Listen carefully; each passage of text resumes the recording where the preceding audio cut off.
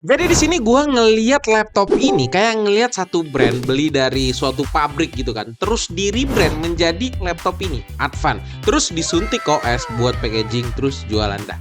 Tapi gua rasa di laptop ini mereka lupa dua poin yang menurut gua tuh cukup penting untuk sebuah laptop. Lupa atau melupakan ya itu urusan mereka lah. Gua di sini akan review laptop ini sekalian gua explore lebih jauh gimana kalau performa laptop ini dimaksimalkan lagi dari seorang penggunanya.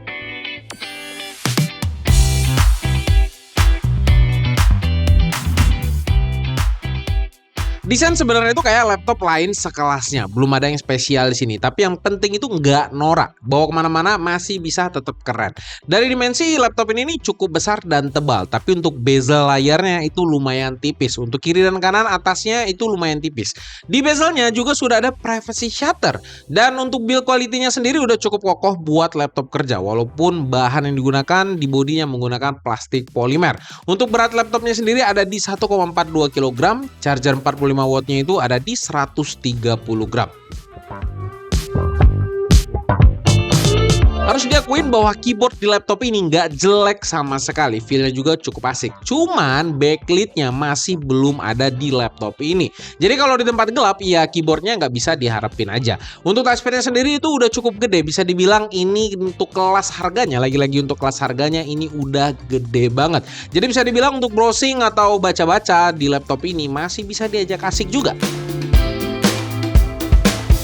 Untuk audio, nah di sini nothing spesial. Kalau di compare di harganya pun ya hasilnya tuh bakal mirip-mirip. Cuman kalau untuk laptop Advan Work Pro Lite ini, bassnya itu jelas gak kerasa banget. Bukan jelas kerasa banget, tapi gak kerasa banget.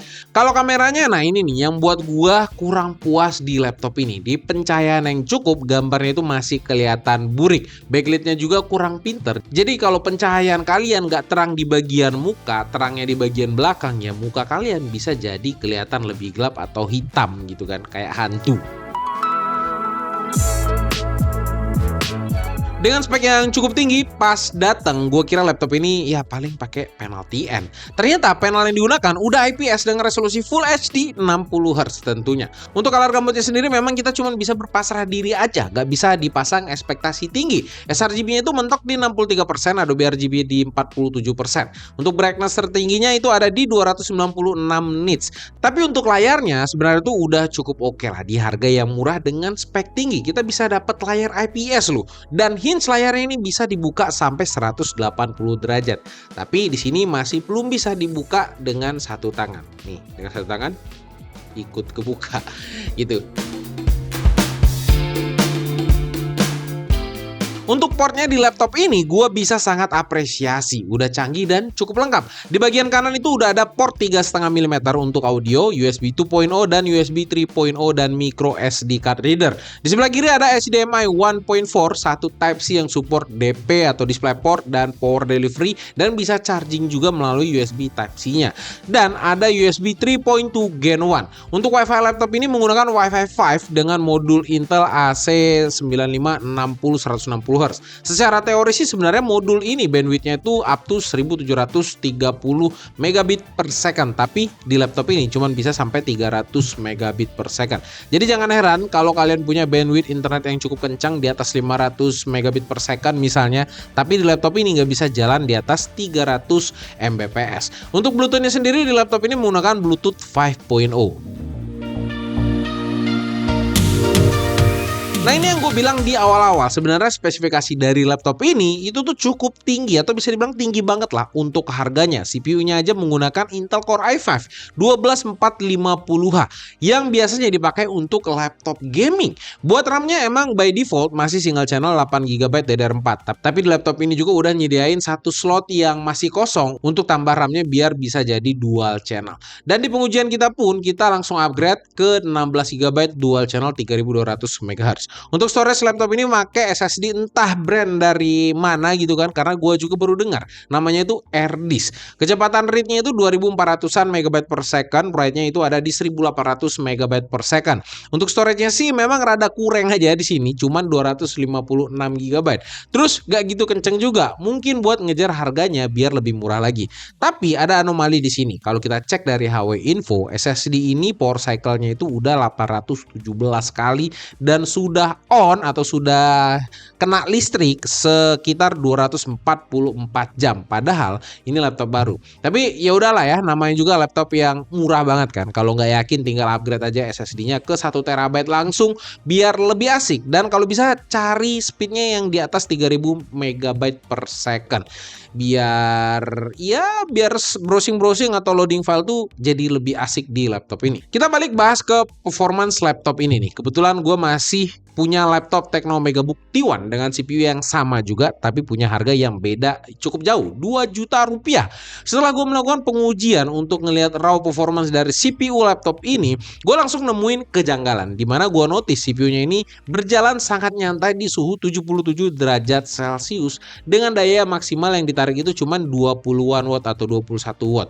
Memang suhunya ini sangat-sangat aman, tapi performance yang kita dapatkan itu jauh lebih rendah sampai 28% jika dibandingkan dengan laptop Tecno. Gue juga cek ke reviewer-reviewer lain yang udah nge-review laptop ini, skornya juga sama.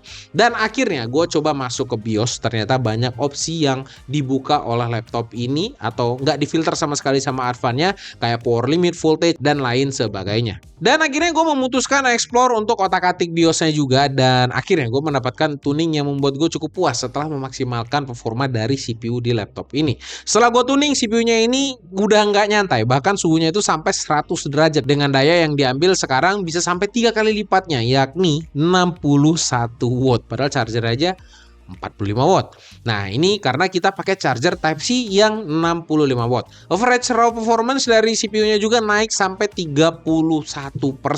Nah, kalau sekarang gue bandingin hasilnya sama Tecno, di sini udah mulai imbang dan bahkan secara keseluruhan menang tipis di 0,92% dari Megabook T1. Tapi kalau buat performa integrated GPU-nya atau Intel UHD grafiknya, gua masih kurang puas sama hasilnya.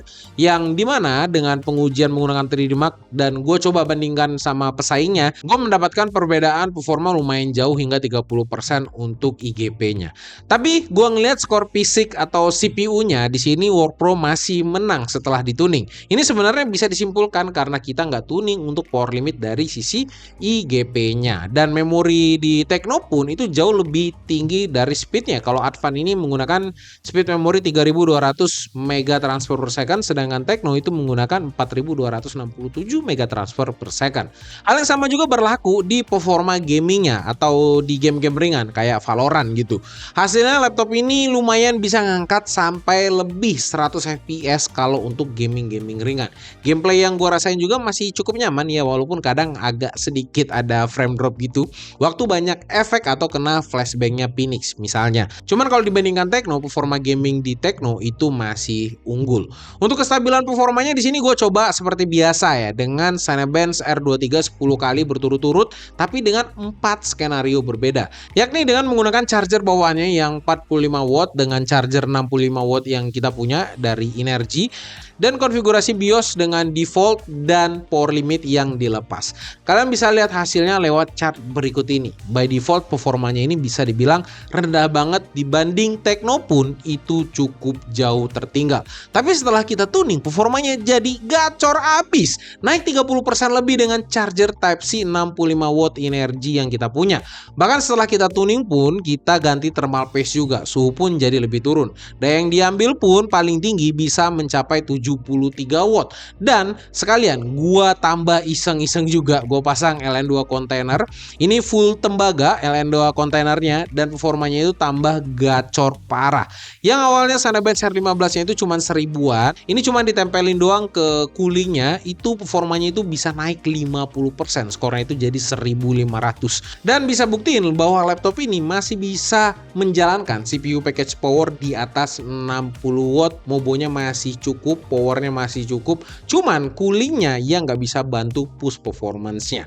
Gue sih cukup happy dengan peningkatan performa yang didapatkan. Dan dari hasil pengujian pun menunjukkan sebenarnya kalau cooling dari laptop ini itu tuh udah ngap-ngapan. Kalau power limit dibuat sampai 50 watt ke atas itu masih cukup aman, dan wajar kalau Advan sebenarnya gak kasih tuning performance CPU dengan baik di laptop ini. Karena ya tadi sistem coolingnya yang cuman ada satu kipas dan disambungkan dengan satu heat pipe aja. Sedangkan Tecno itu punya 2 kipas dan 2 heat pipe yang mungkin mereka lebih aware tentang thermal management. gue masih punya keyakinan sebenarnya dengan penambahan satu heat pipe lagi dengan satu fan aja di laptop ini, itu tuh masih bisa peres performance-nya. Cuman kita dikasih hanya satu heat pipe aja. Ya udahlah, next konten aja kita buktikan kalau dimaksimalkan coolingnya, laptop ini bisa mengeluarkan performa seperti apa. Untuk hasil benchmark lainnya bisa kalian lihat di chart berikut ini.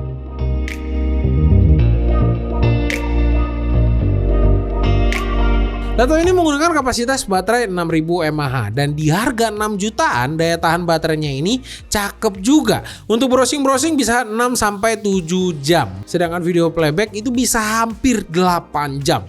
Walaupun ini laptop yang murah pakai CPU yang kenceng, tenang aja ya, kalian nggak usah khawatir, nggak usah takut. Laptop ini nggak boros soal baterai. Dipakai kuliah atau kerja itu tuh masih cukup asik. Sejujurnya, kalau laptop ini punya performance CPU yang mirip Tecno Megabook T1, ini sih bisa jadi laptop terbaik di harga 6 jutaan dan mungkin menurut gue bisa jadi goib. Pertanyaannya, apakah dengan default performance di laptop ini sudah cukup baik di harganya? Gue bisa bilang yes, worth banget. Baterainya juga cukup badak buat diajak kerja keluar itu masih oke, masih asik. Layarnya juga IPS, desain bodinya itu nggak norak sama sekali, masih bisa lah berhadapan dengan teman-teman kita karena nggak norak dari sisi bodinya. Tapi dengan semua yang diberikan tetap ada kekurangannya dari sisi tuning performance yang kurang baik tadi, dan gue tekankan sekali lagi ya, performanya ini cukup kencang, tapi untuk CPU di laptop ini harusnya bisa lebih kencang lagi. SSD-nya juga terlalu kecil dan memorinya itu cuma single channel, itu menurut gue bisa jadi minus juga. Dan jika kalian memang punya budget terbatas banget, gue bisa menyarankan untuk pilih laptop ini juga. Tapi saat kalian punya dana lebih atau budget lebih, yang harus banget kalian lakukan adalah upgrade SSD dan memorinya. Untuk tuning CPU-nya gue nggak bisa kasih how to-nya karena cukup beresiko. Jadi kalian bisa explore sendiri, dengan resiko kalian tanggung sendiri. Tips tuningnya yang bisa gue kasih tahu adalah ya rubah power limit aja. Ya gue berharap ada update BIOS dari Advance sendiri untuk membuat performa laptop ini lebih kencang lagi. Oke, sekian dulu video kali ini. Mungkin kalian bisa kasih komentar juga tentang performanya atau tentang laptop ini. Langsung aja komen di kolom komentar. Sampai jumpa di video selanjutnya. Gua Rodi. Bye-bye guys.